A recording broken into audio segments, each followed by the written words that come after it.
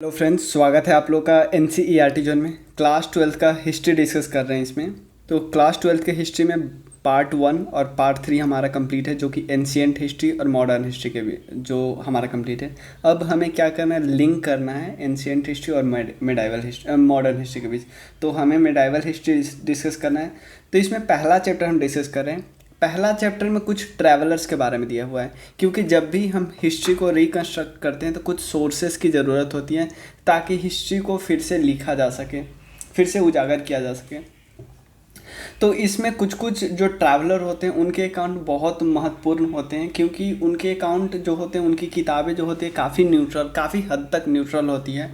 तो ये इसमें तीन लोगों का इस पर्टिकुलर चैप्टर में तीन ट्रैवलर का अकाउंट दिया हुआ है। जैसे उसमें पहले वीडियो में हमने देख लिया अल बिरूनी का, उसके बाद इब्न बटूटा का देखेंगे इस पर्टिकुलर चैप्टर में वीडियो में। उसके बाद एक और वीडियो आएगा जिसमें वर्नियर के बारे में हम देखेंगे।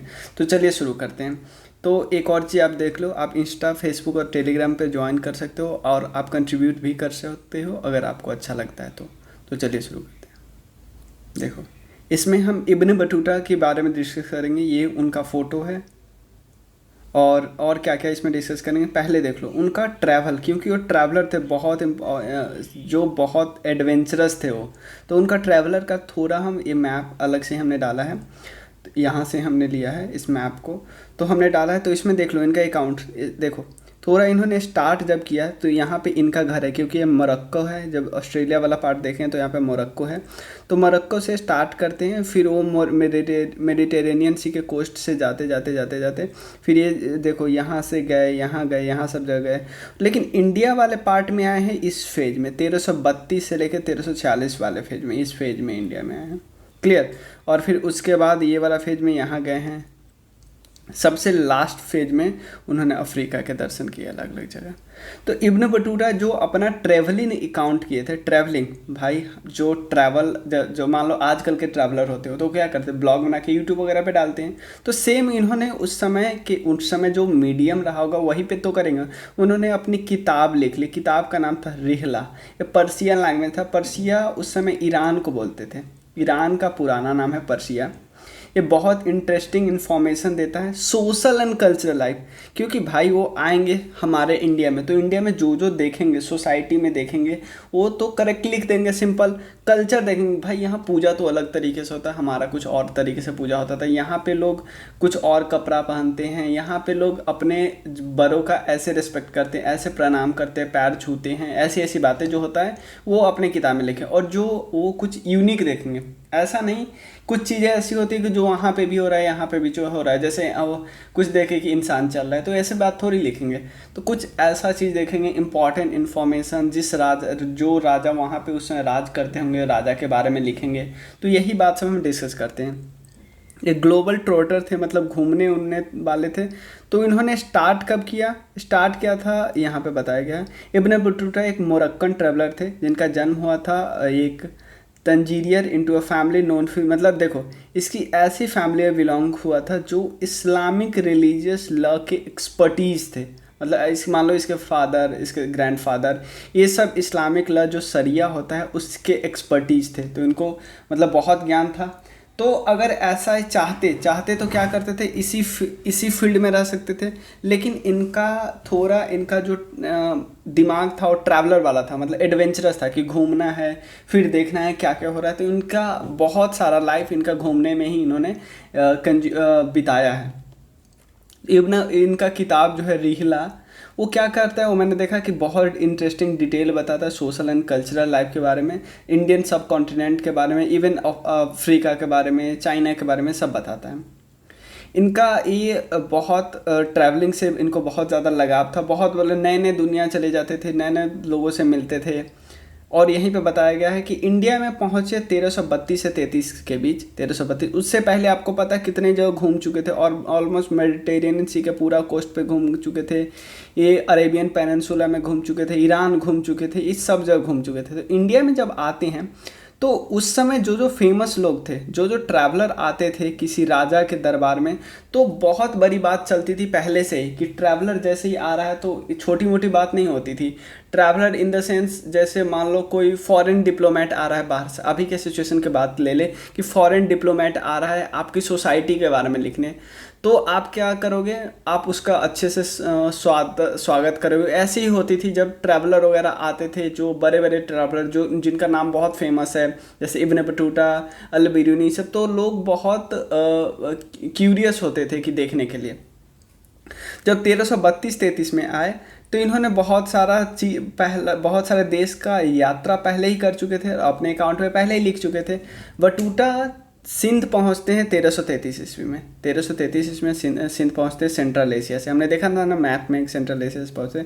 और 1333 ईस्वी में राज्य कर रहे होते हैं दिल्ली में राज कर रहे होते हैं MBT, मोहम्मद बिन तुगलक, जो कि गयासुद्दीन तुगलक के बेटे थे और तुगलक डायनेस्टी के सेकेंड रूलर थे, जिनके बारे में बहुत मतलब इनके जो बहुत सारे इनके जो काम किए हैं उनकी बुराइयां होती कि इनके काम तो दिमाग से तो अच्छे थे लेकिन वो काम सफल नहीं हुए। चाहे इनका राज्य का कैपिटल का परिवर्तन हो, चाहे और भी बहुत सारे स्टेप, चाहे वो कॉइन को बदलना हो, और भी बहुत सारे स्टेप है। तो इन्होंने जैसे ही ये उस समय सुल्तान थे दिल्ली के, कौन थे, मोहम्मद बिन तुगलक ने इनको, क्योंकि पता चला कि बहुत बड़े स्कॉलर है, क्योंकि आपको पता है ना, पहले मैं बता दिया कि इनका फैमिली जो था सरिया ला के बहुत एक्सपर्ट थे। तो भाई ये भी थोड़ी बचपन से थोड़ी ऐसा हैंगे कुछ नहीं पढ़ेंगे, बहुत इनको स्कॉलर तो थे ही। तो जैसे ही इनको पता चला मोहम्मद बिन तुगलक ने इनको काजी अपॉइंट कर लिया। काजी मीन्स होता है जज अपॉइंट कर लिया। लेकिन कुछ दिन बाद मोहम्मद बिन तुगलक और इब्न बटूटा के बीच थोड़ा मिसअंडरस्टैंडिंग हो गया, तो इसके लिए जेल में डाल दिया गया इब्न बटूटा को। उसके बाद सारा जो प्रॉब्लम सॉल्व हो गया, जो मिसअंडरस्टैंडिंग थी वो ख़त्म हो गया। उसके बाद फिर से काजी अपॉइंट किया गया। तो कुछ साल रहे। उसके बाद 1342 में ये चाइना की तरफ गए। सुल्तान के इन्वॉय बन के, इन्वॉय मतलब सुल्तान जो थे ना मोहम्मद बिन तुगलक, इनके एम्बेसडर बन के गए चाइना। उसके बाद चाइना जाना था, लेकिन उससे होके किधर से गए, पहले मालाबार कोस्ट गए, सेंट्रल एशिया गए, और अलग अलग गए। फ्रॉम मालाबार के बाद मालदीव गए, मालदीव में भी ऑलमोस्ट 18 मंथ रहे। उसके बाद श्रीलंका गए, और श्रीलंका से अब चाइना जाना था उनको, क्योंकि श्रीलंका से चाइना गया था, हर जगह पे जाना था।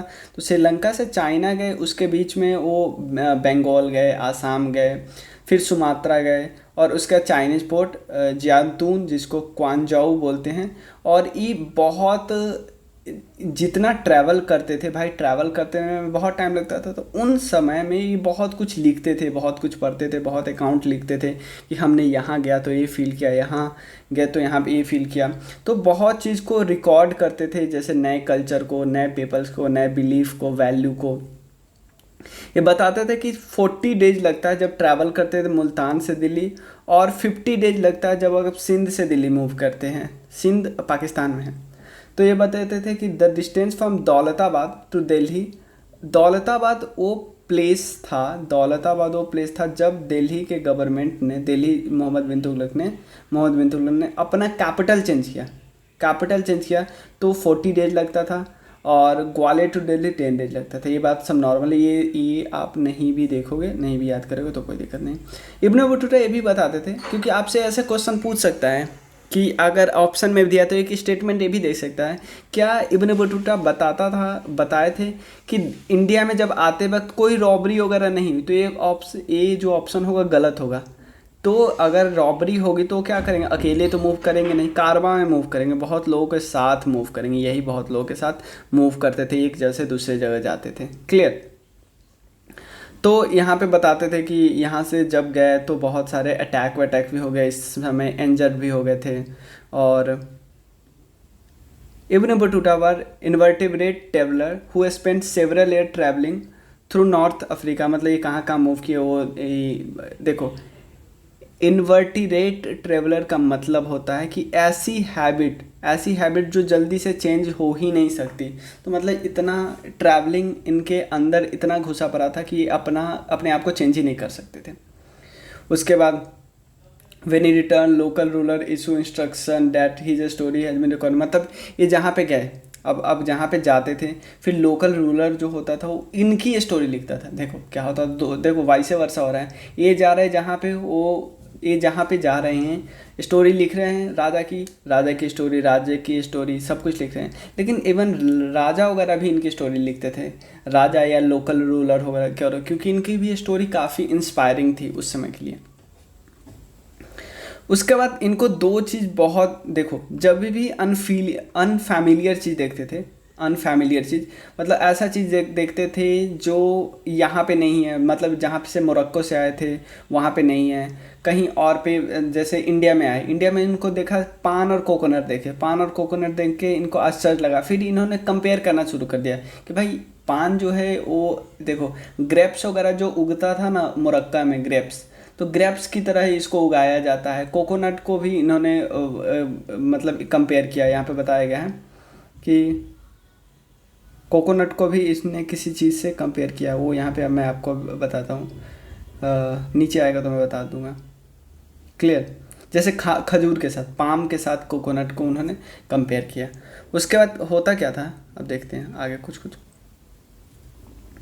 ही enjoys spending time with learned men, obviously rulers, of often offering as a Qazi, officiating काजी बने थे, एंड कॉस्मोपॉलिटन कल्चर। देखो कॉस्मोपॉलिटन का कल्चर का मतलब होता है कि cosmopolitan is the idea that all human being are could or should be member of a single community. Different view of what constitute this community may include a focus on moral standard, economic practice, political structure. देखो बहुत सारे अलग अलग culture के लोग और एक साथ रह रहे हैं, कि मतलब कि मैं आपके कल्चर का रेस्पेक्ट करूँगा, लेकिन जब हम यहाँ पे काम करेंगे, देखो जब एक काम करेंगे, एक साथ काम करेंगे, तो वहाँ पे हमारा व्यू अपने कल्चर के लिए कुछ नहीं होगा। मतलब हम ऐसा नहीं बोल सकते यहाँ पे भी मेरा अपना कल्चर, इसका अपना कल्चर, ऐसा नहीं होता है। क्लियर? तो अर्बन सेंटर में ही होता है ना, अर्बन सेंटर में सब जगह से लोग आ रहे हैं, तो सेम एक कल्चर के लोग थोड़ी रहेंगे ना अर्बन सेंटर में, तो इनको ये इंजॉय करते थे इस बात को लेके। उसके बाद कोकोनट पाम के बारे में बता दिया, कोकोनट पाम देख के इनको आश्चर्य लगा, फिर इन्होंने उसको कंपेयर किया। उसके बाद इब्न बटूटा दो और टॉपिक पे बोले हुए हैं, एक सिटीज़ के बारे में और एक कम्युनिकेशन सिस्टम के बारे में। दो सिस्टम की बहुत उन्होंने तारीफ़ की है। सबसे पहले बात करते हैं सिटीज़ के बारे में। सबसे पहले he found that cities in the sub continent with full of exciting opportunity. भाई बहुत काम है, मतलब बहुत अपॉर्चुनिटी है, रिसोर्स, स्किल, ये सब ज़रूरी है, तभी मतलब इतने अपॉर्चुनिटी है, तभी इस अपॉर्चुनिटी तो है, लेकिन आपके पास स्किल होगा तभी तो आप काम कीजिएगा। डेंसली पॉपुलेटेड है, प्रोस्पेरस है, और क्राउडेड स्ट्रीट है, क्योंकि ऑब्वियसली बहुत सारा भीड़ भड़का होगा। और दिल्ली को वास्ट सिटी बोलते हैं, बहुत ज़्यादा पॉपुलेशन है, लार्जेस्ट है इंडिया में। दौलताबाद जो कि बोलते हैं कि ये भी दिल्ली के साइज़ के इक्वल है। और यहाँ पर बोलते हैं कि बाज़ार का मतलब ये नहीं कि सिर्फ इकोनॉमिक ट्रांजैक्शन होगा, यहाँ पे हब है सोशल एंड कल्चरल एक्टिविटीज़ का, मतलब सिर्फ सोशल एंड कल्चरल एक्टिविटीज़ भी होती है। यहाँ पे बताते थे अधिकतर बाज़ार में या तो मक्का होता है, मस्जिद होता है, सो मस्जिद या टेम्पल होता है, या पब्लिक परफॉर्मेंस के लिए जैसे डांस वगैरह हो रहा है, परफॉर्मेंस हो रहा है, अभी भी जाते हैं, और बहुत सारे म्यूजिशियन, सिंगर वगैरह होते हैं। तो ये सब बताता है कि इनके लिए भी स्पेशल स्पेस होता था। और ये बताता था कि यहाँ पे एग्रीकल्चर बहुत ज़्यादा प्रोडक्टिव थी, मतलब एग्रीकल्चर प्रोडक्शन करना अच्छा था, क्योंकि सॉइल की फर्टिलिटी बहुत ज़्यादा थी। उसका कम्युनिकेशन सिस्टम का तो इन्होंने बहुत ज़्यादा तारीफ़ किया। वो बोलते थे कि यहाँ पे सिंपल एक बात, सबसे पहले पोस्टल सिस्टम के बाद, the postal system was so efficient that the news report of the spies could reach 5 days from Delhi to Sindh. आप समझ सकते हो, दिल्ली टू सिंध वैसे जाने में लगता था 40 to 50 डेज। स्पाइस के मदद से 5 दिन में खबर यहाँ से यहाँ पहुँच जाती थी। कितना ज़बरदस्त पोस्टल सिस्टम था। और उसके बाद जो स्टेट था, स्टेट का मतलब जो दिल्ली गवर्नमेंट थी, वो इनकरेज करती थी मर्चेंट को कि यहाँ भाई मर्चेंट से दिल्ली गवर्नमेंट को भी तो फ़ायदा था, मतलब जो दिल्ली का सुल्तान था उनको फ़ायदा था। तो मर्चेंट को बहुत इनकरेज करते थे कि वो आए, और इवन ट्रेड रूट पे गेस्ट हाउस वगैरह होता था कि भाई आप यहाँ से आ रहे हैं 50 दिन ले रहे, कहीं तो रुकना होगा ना, तो गेस्ट हाउस वगैरह सब बहुत था। कि एफिशिएंसी पोस्टल सिस्टम का था, हमने देख ही लिया। Allowed merchant to send information also remit credit across long distance. तो कम्युनिकेशन सिस्टम के बारे में तो उन्होंने बहुत अच्छी अच्छी बातें की है। तो एक बारी और हम यहाँ पे डिस्कस कर लेते हैं, रिवाइज कर लेते हैं इनको, इब्न बटूता के बारे में। यहीं इनके फिगर के सामने ही हम डिस्कस कर लेते हैं। देखो, इब्न बटूता मोरक्को से बिलोंग करते थे, मोरक्को से आए थे। उसके बाद इंडिया में 1332-33 में आने से पहले ये बहुत जगह घूम चुके थे। इवन जैसे यहाँ पे बता दें, ईस्ट अफ्रीका के जो नदर्न पार्ट पे घूम चुके थे, अरेबियन पेनिनसुला पे घूम चुके थे, ईरान वगैरह सब कुछ घूम चुके थे। तो यहाँ पे जब आते हैं, इंडिया में आते हैं, तो इंडिया में आते हैं तो मोहम्मद बिन तुगलक इनको एज ए काजी यानी जज नियुक्त कर लेते दिल्ली का, क्योंकि बहुत स्कॉलर थे। आपको पता है सरिया लॉ के बहुत ज्ञाता थे, एक्सपर्टीज़ थी इनकी पूरी फैमिली में, तो इनको रख लिया जाता है। फिर कुछ मिसअंडरस्टैंडिंग हो जाती है, उसके बाद इनको जेल में डाल दिया जाता है। जेल में डालने से पहले इनको जेल में डाल दिया जाता है। फिर अगर मिसअंडरस्टैंडिंग ख़त्म हो जाती है, फिर इनको काजी बना दिया जाता है, जज फिर से बना दिया जाता है। फिर ये 1942 के आसपास 1342 के आसपास ये जाते हैं, इनको भेजा जाता है एज ए एम्बेसडर बन के चाइना में भेजा जाता है। लेकिन वो जाने से पहले वो पहले मालाबार कोस्ट जाते हैं। मालाबार कोस्ट में जाने के पहले मालाबार कोस्ट में जाने के बाद ये फिर जाते हैं मालदीव जाते हैं। मालदीव में कुछ महीने रहते हैं, ऑलमोस्ट 18 महीने रहते हैं, वहाँ भी जज बन के रहते हैं। उसके बाद श्रीलंका जाते हैं, श्रीलंका से फिर जाते हैं बंगाल वगैरह, बंगाल और आसाम, क्योंकि ऐसे आप देख रहे हो शिप ऐसे ही जाती थी। बंगाल देखो, श्रीलंका से डायरेक्ट शिप नहीं जाती थी सुमात्रा, तो श्रीलंका से बंगाल होके जाते थे। बंगाल गए, बंगाल से सुमात्रा गए, सुमात्रा से वियतनाम साइड में गए, वियतनाम साइड से अब देख रहे हो मैप से ही पता चला वियतनाम, यहाँ गए, यहाँ से यहाँ पे गए, या ये वाला प्लेस का हम नाम ले रहे थे। तो बहुत सारे प्लेस मूव कर रहे थे। तो इंडिया, अब इंडिया के रिस्पेक्ट में बात करते हैं, तो इंडिया में आया, तो इंडिया में जब अनफैमिलियर चीज़ को देखते थे तो बहुत आश्चर्य होते थे और उनके बारे में लिखते थे। जैसे उन्होंने पान और कोकोनट के बारे में, पान को बोलते थे ग्रेप्स को, जैसे उगाया जाता है उनके यहाँ, वैसे ही इनको यहाँ पे उगाया जाता है पान को, क्योंकि पान में कोई फ्रूट्स होता नहीं, सिर्फ उसके पत्तों का काम होता है, जो आप पान नहीं खाते हो बनारसी पान टाइप। और उसके बाद यहाँ के शहर के बारे में बोला कि शहर में बहुत ज़्यादा प्रोस्पेरिटी है, बहुत भीड़ है, यहाँ के क्राउडेड है, सड़क भी बहुत क्राउडेड है। बाज़ार में सिर्फ इकोनॉमिक ट्रांजैक्शन नहीं होती, बाज़ार में कल्चरल एंड सोशल ट्रांजैक्शन भी होता है, और भी म्यूजिक डांस वगैरह सब काम होता है। उसके बाद इन्होंने, चलो सिटीज़ के बारे में बोला, सिटीज़ के बाद इन्होंने कम्युनिकेशन सिस्टम के बारे में बोला कि यहाँ की स्पाइस सिस्टम बहुत फेमस है, और मर्चेंट को काफ़ी आवभगत करते हैं, मतलब इनकरेज करते हैं कि मर्चेंट वगैरह आए, गेस्ट हाउस वगैरह उनके लिए बनाया जाता है। इवन उनके लिए और भी बहुत ज़्यादा फैसिलिटी की जाती है। ये काफ़ी बार तो जब मोहम्मद बिन तुगलक को पता चला कि रास्ते में आते वक्त ऐसे रॉबरी होती है, तो उन्होंने उसके लिए भी बहुत अच्छा काम किया था। कारवां में घूमते थे कि ऐसे नहीं तो रॉबरी हो जाती है अकेले घूमते तो यही बात सब है इस पर्टिकुलर टॉपिक से रिलेटेड। नेक्स्ट वीडियो में, हाँ, कॉस्मोपॉलिटन कल्चर से ये बहुत प्रभावित होते हैं कि इतने सारे कल्चर एक साथ काम कर रहे हैं, तो इनको बहुत अच्छा लगता था। तो यही है टॉपिक, और उसके बाद हम डिस्कस करेंगे नेक्स्ट वीडियो में वर्नियर के बारे में। तो चलिए, थैंक यू सो मच।